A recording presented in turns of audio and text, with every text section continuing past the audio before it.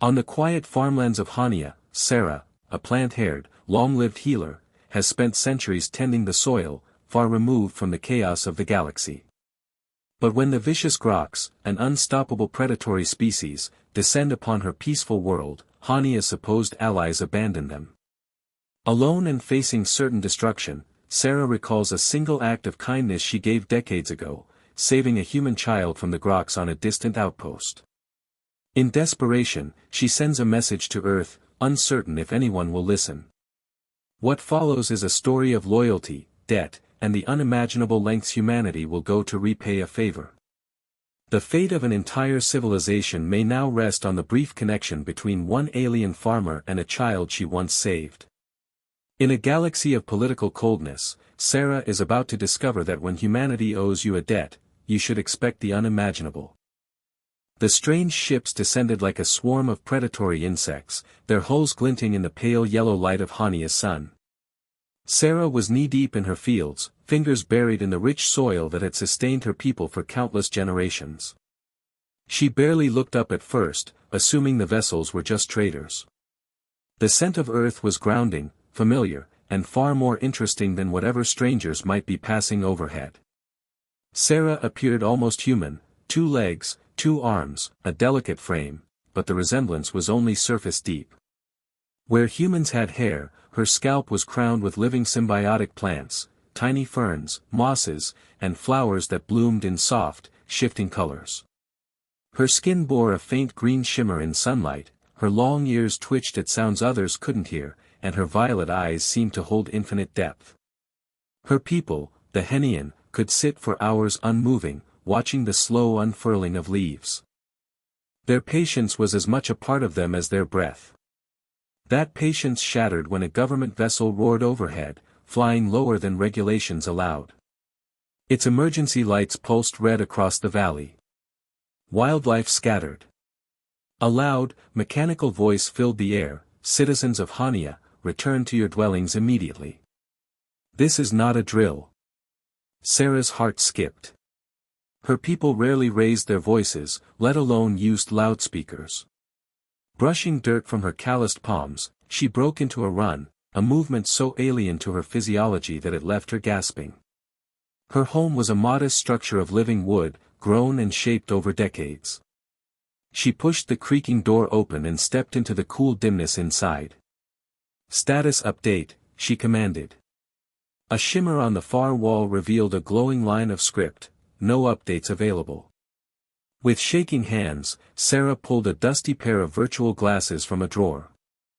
She hadn't used them in a year, but now the cold frame pressed against her temple like a lifeline. Connect to global broadcast. The view resolved into the planetary council leader, his plant hair wilted with stress. "The Grox fleet entered our system 3 rotations ago. They disabled our early warning systems before we could alert the population. Our requests for assistance have been denied. The Galactic Alliance cites the non-intervention protocol. We have been abandoned." Sarah's throat tightened. The Alliance, which had sworn mutual protection, had decided her people weren't worth saving. The leader's voice faltered. "Evacuation ships have been redirected, to more important worlds." Sarah ripped the glasses off. Rage and betrayal boiled in her chest. In all her centuries, she had seen political greed, but never such cold indifference. A memory struck her, a metal corridor in a far-off outpost, 25 years ago. Screams. A human child, small, terrified, bleeding, cornered by a Grox hunter. Without thinking, she had stepped between them, flung acid from her pouch into the predator's face, and carried the boy to safety. His name, what had he called himself? Gorer, the great galactic explorer. His human mother had thanked her over and over before they left. Messages from Earth had come for years afterward. She had ignored them all.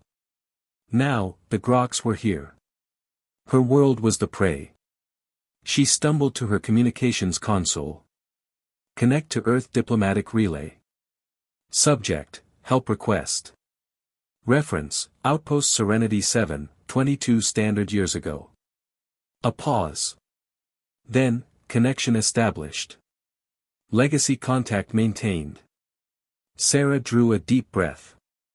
This is Sarah of Hania. I once saved a human child from the Groks. That child may be grown now, or long gone.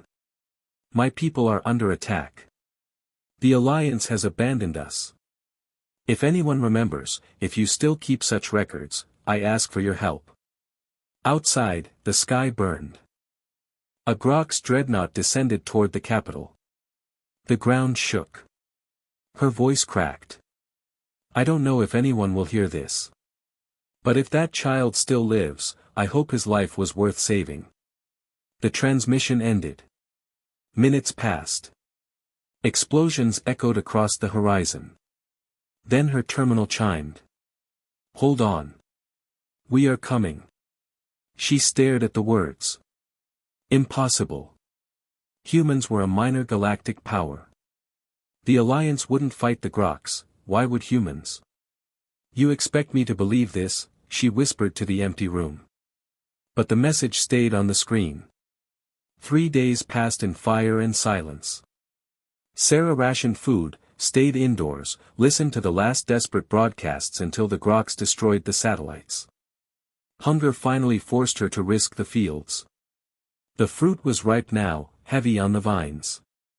She slipped outside, every movement slow and careful. The air was still. Too still. A faint buzzing froze her mid-step. Groks drones, part machine, part biology, hunted the countryside. She dropped into an irrigation ditch, pressing herself into the mud. The drone passed overhead, sensors sweeping. She held her breath. Then, a new sound. A high-pitched whine from above. Through a gap in the clouds, something blazed downward, not a Grok's weapon, but a small craft, its descent controlled. Thrusters fired, dust and debris billowed. The drone changed course, targeting it. The shuttle's hatch blew open. A figure emerged, human, in a protective suit. The drone fired. The human rolled, drew a compact weapon, fired once. The drone dropped, lifeless. The human turned toward the ditch. The helmet retracted. Eyes, human eyes, locked on her. Are you Sarah? The human asked. Sarah of the Eastern Agricultural District. The one who saved a human child on Outpost 7. She rose slowly. Yes. My name is Logan Petrov, he said, extending a hand. You're safe now. Come with me. Sarah stared at the human's outstretched hand. His voice was calm, steady, but his eyes carried a spark she remembered, the same spark the child had shown after the Groks fled all those years ago. Slowly, she placed her slender, calloused hand in his. His skin was warm against hers, the contact grounding her as he pulled her up from the ditch. We have to move, Logan said, glancing at the sky. That drone won't be the last. This whole region's marked for ground infiltration. Sarah followed his gaze upward. Flashes of light pierced the cloud cover, not random bombardments, but organized fire patterns. That's coordinated, she murmured. It's the human fleet, Logan confirmed, guiding her toward the shuttle with a steady arm around her shoulders. We're engaging the Groks in upper atmosphere and clearing extraction lanes. This is not a warship, she said. Logan's mouth curved faintly. Tourist shuttle. Came from a luxury cruise liner. We didn't have time to mobilize the Navy, so we came with what we had. Inside, the shuttle was cramped, clearly built for leisure trips, not combat zones. Logan strapped her into a seat. Hold on. It's going to be rough. The craft lifted with a groan of protesting metal. Turbulence threw them side to side as Logan navigated through debris. Sarah's home shrank rapidly below, a patch of green swallowed by a sea of smoke and fire. You're leaving everything behind, Logan said softly, reading her expression. Sarah didn't answer. Her attention caught on something in low orbit, a massive vessel with smooth, curved lines and large viewing decks. It looked more like an art installation than a ship of war. "That's your flagship?" she asked, incredulous. "The SS Celestial Voyager. 6-star luxury cruise liner," Logan said. "Right now, it's our command hub." The shuttle docked in a converted loading bay. Inside was chaos, but organized chaos. The cargo space had been transformed into a triage center. Rows of lounge chairs, dining tables, even poolside recliners had been repurposed into beds for injured Henian. Humans in civilian clothing moved quickly between them, applying first aid with whatever supplies they had scavenged from the ship's infirmary. Sarah's eyes swept the scene, stunned. These weren't soldiers. They were volunteers. Logan led her through the crowd to a small alcove now serving as a makeshift medical station. A human medic with a handheld scanner approached. "Standard check for injuries and contaminants," the medic said, running the device over her. "You're in better shape than most we've pulled out of your area." Sarah sat on the edge of a cushioned bench, her mind still spinning. "I don't understand," she said, looking from Logan to the busy scene outside. "Why are you here? Why would humanity respond when the Alliance refused?" The medic quietly stepped away, leaving them alone. Logan leaned against the doorway. "Rest first. Explanations can wait." "No," Sarah said firmly, rising to her feet despite the exhaustion in her limbs. "I cannot rest while my planet burns. I must help, evacuations, rescues, something." Logan didn't move to block her, but his next words froze her in place. "Humanity has joined the war," he said simply. "It'll be over in a day or two. You can rest now." Sarah stared at him. "That's impossible. The Groks have devastated worlds far stronger than Earth. Even the Alliance wouldn't face them directly." "Look," Logan said, gesturing toward a small porthole. She stepped closer. Outside, in the silent void, beams of light carved precise lines through Grok's formations. A dreadnought erupted into fragments under a concentrated barrage. The human ships moved in perfect synchrony, each strike planned to push the Groks away from population centers. Sarah turned back to him. "3 questions." He nodded. "Ask." "First, how can humans defeat the Groks so quickly?" Logan's lips quirked slightly. "We're not the most technologically advanced, but we've never lost a space war. We evolved as persistence predators, we're very, very good at killing things. The Groks evolved as pack hunters. The difference is, we've had much more practice applying our instincts to war." Sarah shivered faintly at the matter-of-fact tone. "My second question, why would you risk yourselves for Hania? We have no alliance, no resources of value." "Your message went public," Logan said. "The story of a lone alien saving a human child from the Groks. It went viral. Social media campaigns, petitions, the public demanded action. Politicians had to listen." Sarah blinked. "You expect me to believe your species launched an interstellar rescue because of public opinion?" "Not exactly," he admitted. "But it got us the funding we needed." She narrowed her eyes. "Then my third question, who are you really? And why rescue me first, when whole cities are in need?" Logan hesitated, then straightened. "I started the campaign. And I'm the child you saved on Outpost 7. The words hit her like a physical blow. She studied his face, older, harder, but with the same spark in the eyes. "But you were 7 years old," he finished. "I'm 29 now. I founded a security company. The Celestial Voyager is one of our clients. When your message came through, it was flagged to me immediately." Sarah felt her breath catch. "You couldn't be," the boy called himself Gorer, the great galactic explorer. Logan laughed, a flush coloring his cheeks. "I had a phase. Big titles. My mother humored me." Through the open doorway, the ship's intercom called for additional personnel to the bridge. "Come with me," Logan said. You should see the viewing deck. They climbed narrow stairwells and passed corridors stripped of their usual luxury trappings. At last, double doors opened onto a glass sphere protruding from the hull. The view was breathtaking, Hania in full, curved beneath them, the battle unfolding across its skies. From up here, she could see the pattern, human ships pushing the Groks back, carving safe corridors for evacuation craft. "We'll restore your world," Logan said quietly. "You have my word." Sarah's eyes stayed on the planet, even as her mind wrestled with the impossible, humans, fighting where the Alliance had fled. 2 days later, Sarah stood in the same spot on the viewing deck, her hands resting lightly on the cool railing. Below, Hania was transformed. The skies, once thick with smoke and fire, were clear enough now to reveal forests, winding rivers, and farmlands, though the scars of battle still marred the land. In orbit, fragments of destroyed Groks vessels drifted like dark constellations. Human patrol ships moved between them, steady and precise. Around her, the space had changed too. Where the deck had been a quiet sanctuary during her first visit, it now bustled with activity. Henian refugees gathered at the benches, some meditating in silence, others speaking softly of rebuilding.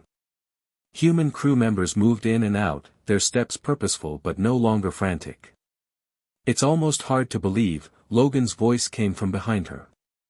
He stepped to the railing beside her, his posture easy but his eyes shadowed with fatigue.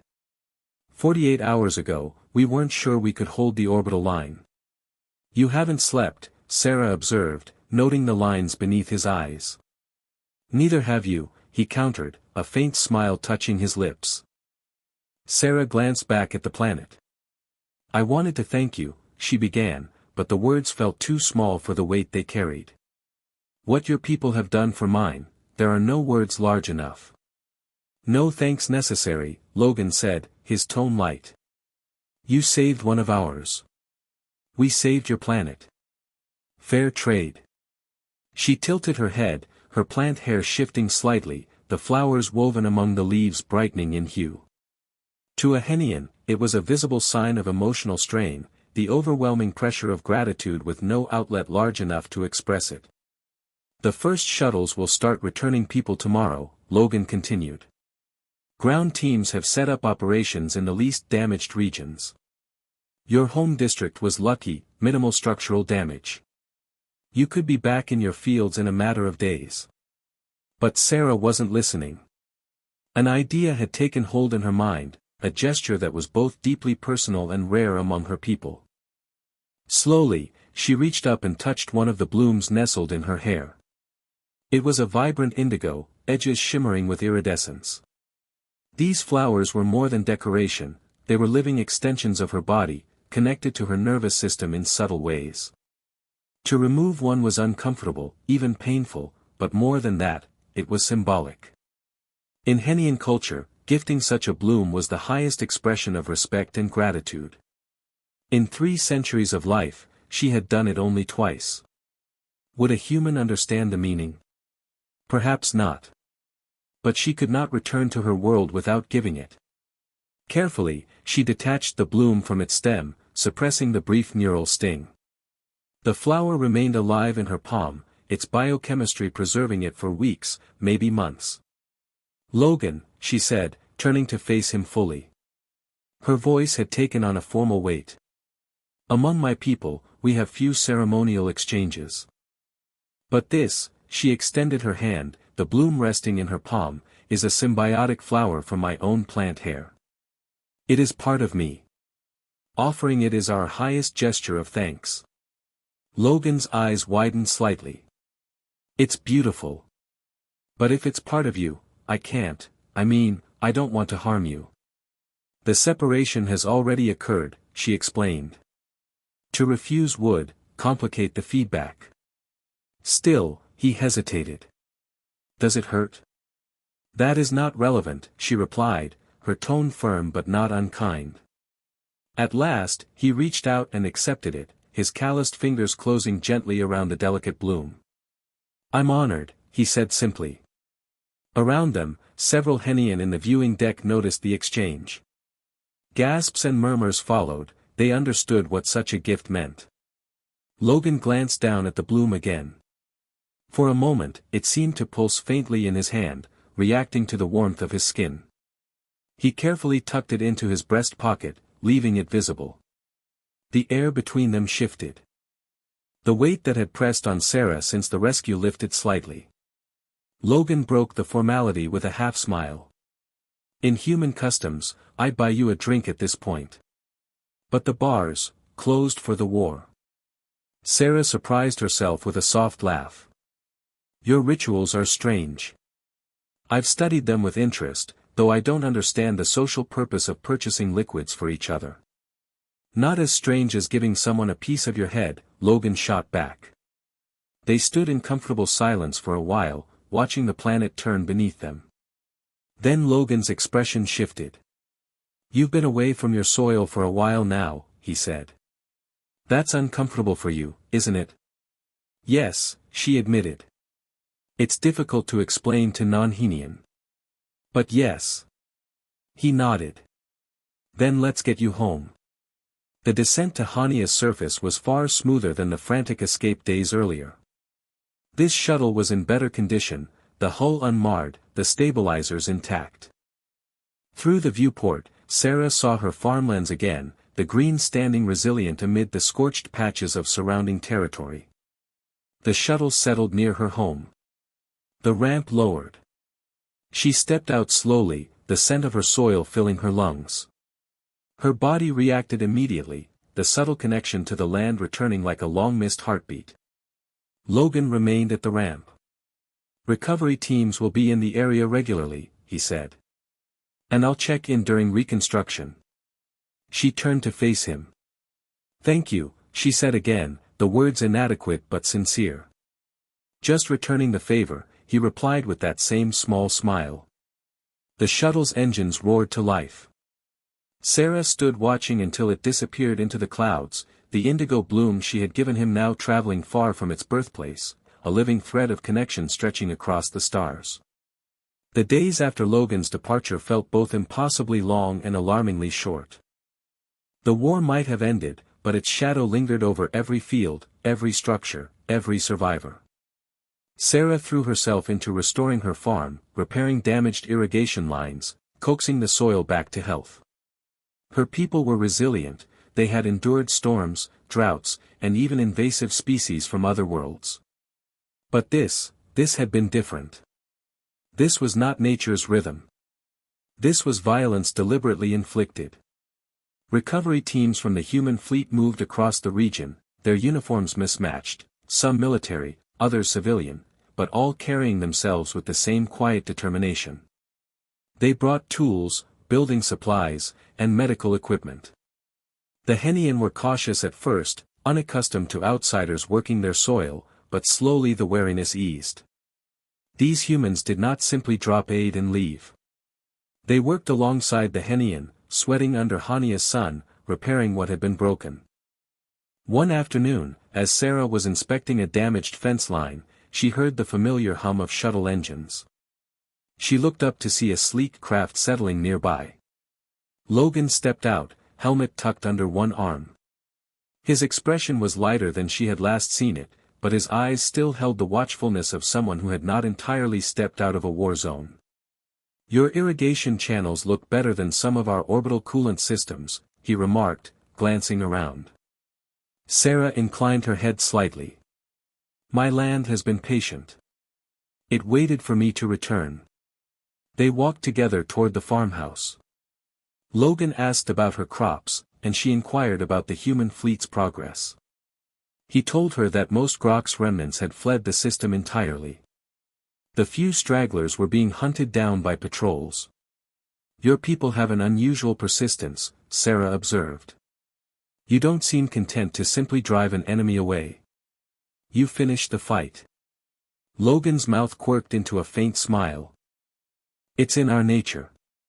We've learned the hard way that if you leave a threat alive, it comes back. Inside the house, the living wood walls were intact, though scorch marks on the floor hinted at near misses during the bombardments. Logan set down a small case on her table. Brought you something.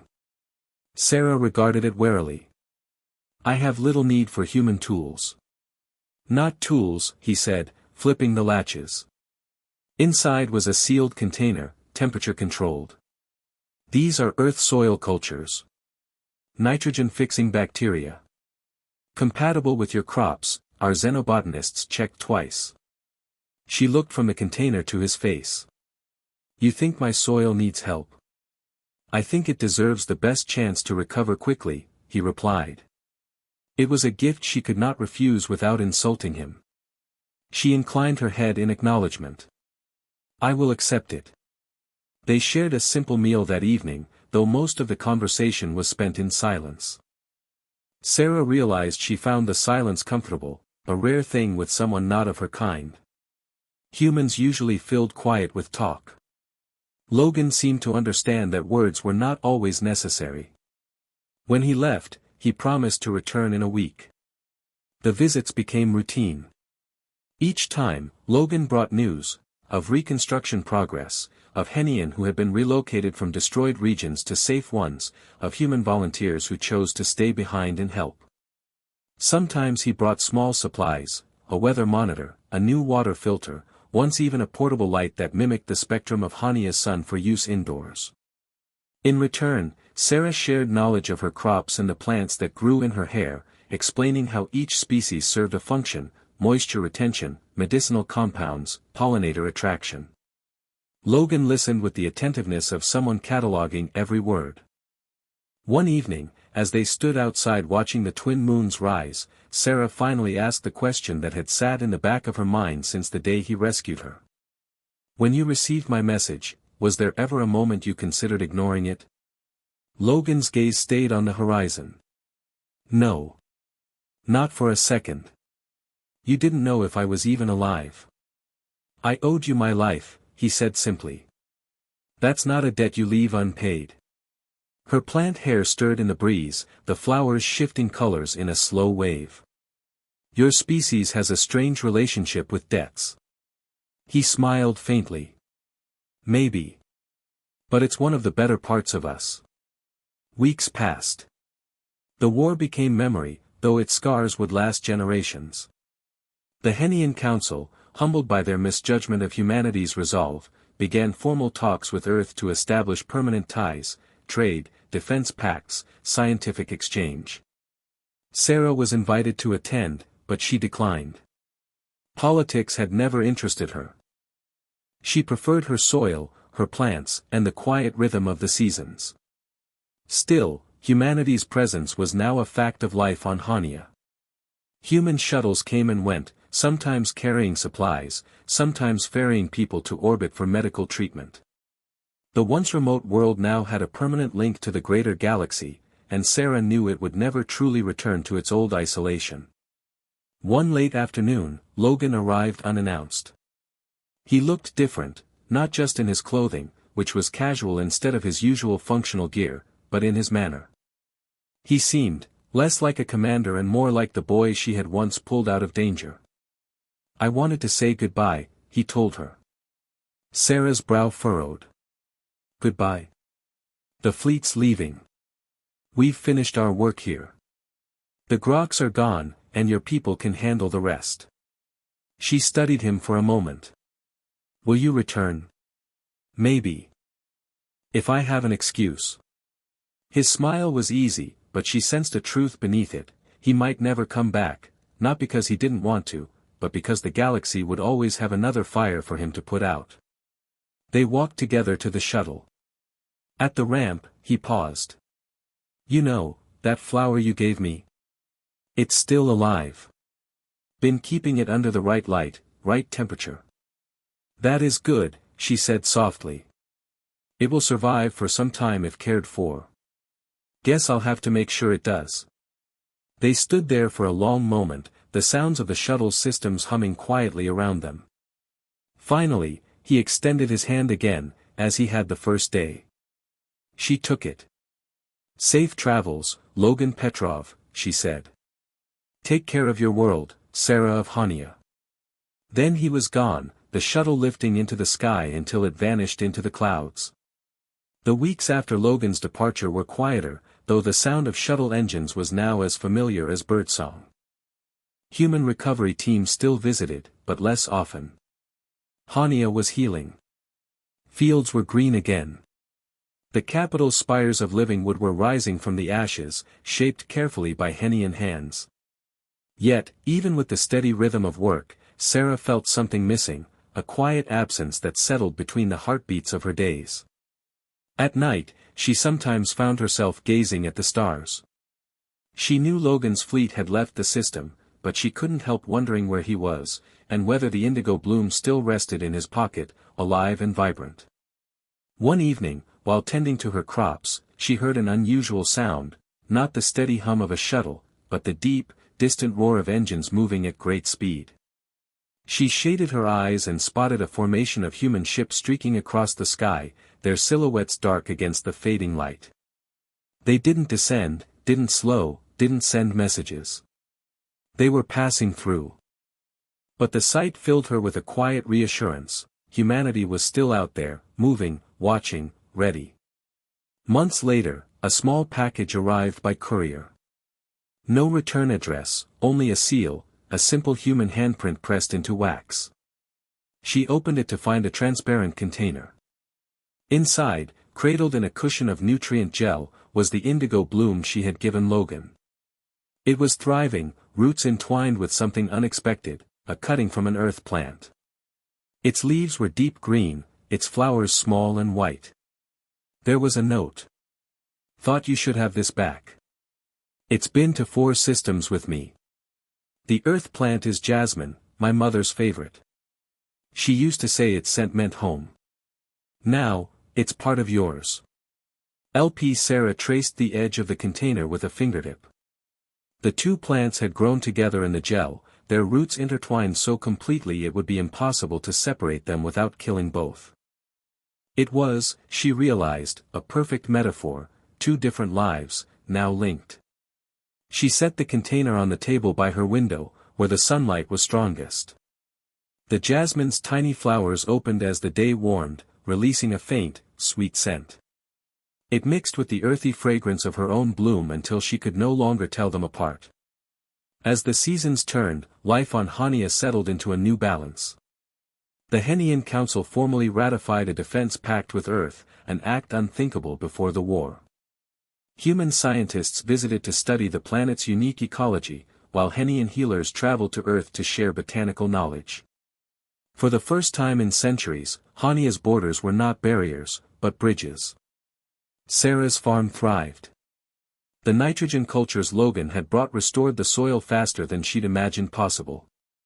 In her hair, new blooms sprouted, brighter, healthier.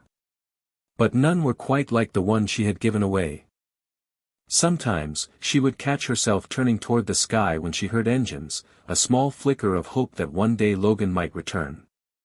She told herself it was unlikely. Humans lived fast, their paths unpredictable. Still, she could not entirely close the door on the possibility. One crisp morning, the sound came again, the low, accelerating hum of a descending shuttle. This one was familiar.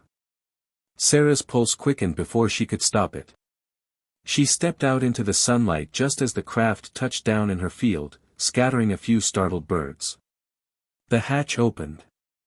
Logan stepped out, helmet under his arm, wearing the same practical clothing she remembered, though his face seemed older, not from years, but from whatever he had faced since leaving.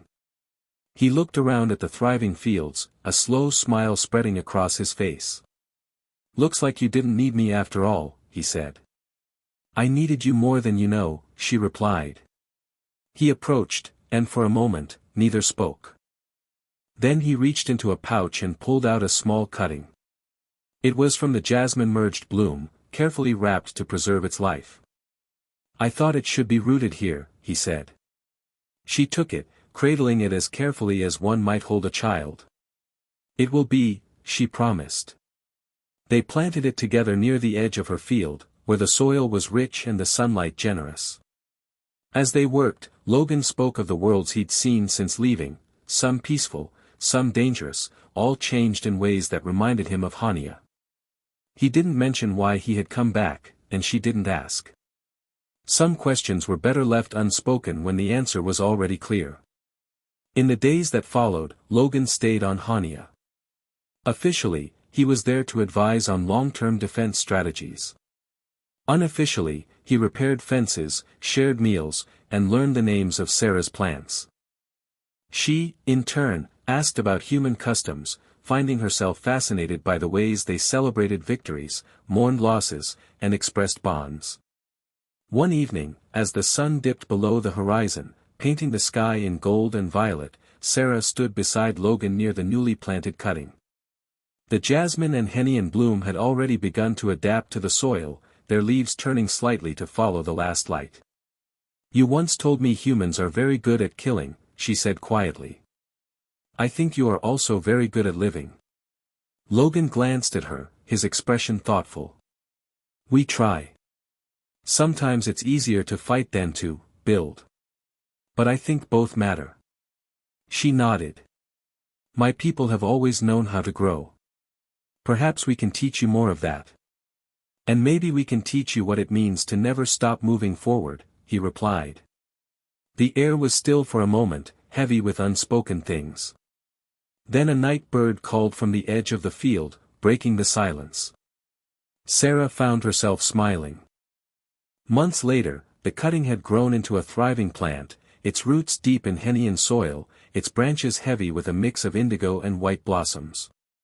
Travelers who passed by the farm often stopped to admire it, unaware of the history that had brought it here. To them, it was simply beautiful. To Sarah and Logan, it was a living record, of a war survived, a debt repaid, and a connection neither distance nor time could erase. One day, a young Henian girl from the nearby settlement asked about the strange plant. Sarah knelt to her level and told her a simpler version of the truth, that once, long ago, she had saved someone, and that someone had come back when she needed help most.